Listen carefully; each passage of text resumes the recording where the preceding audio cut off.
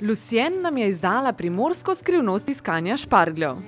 Prvo se išče ta grm, ki je malo špičkasto, jaz ne vem, kako se kliče. In kje je ta špičko, boste najdli vedno, upamo, spodaj, kakšen špargelj. Čim je prišel ven, je že zrel, je že ready, ne? Iskanje špargljev pa zna biti tudi nevarno. Človek bi mogel imeti vedno palico, ker so kače.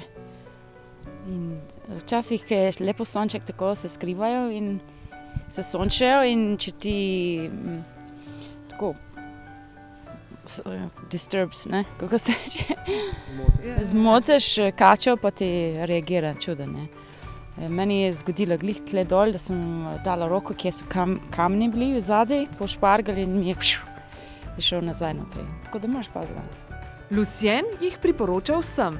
Če ne teleso v spomladanski čas, ne, da se to ledvice prečistijo, cel organizem dela dobro in da treba jesti veliko v februar, marc mesec, da imaš potem, da si zaščiteno za ostale leto. To čutiš neko moč. In zelo dobro so proti rakovi bolniki bi mogli to na dan eno, dve, tri miksati pa bi jesti.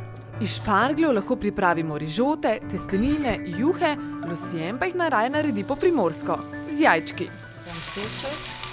Pravi še, da v njeni domovini Angliji nad jedmi z okusnimi zelenimi palčkami ne bi bili navdušeni. Oni to ne bi jedli nikoli. Ne. K špargljem pa Lucien pravi, da se najbolj prileže kar pivo.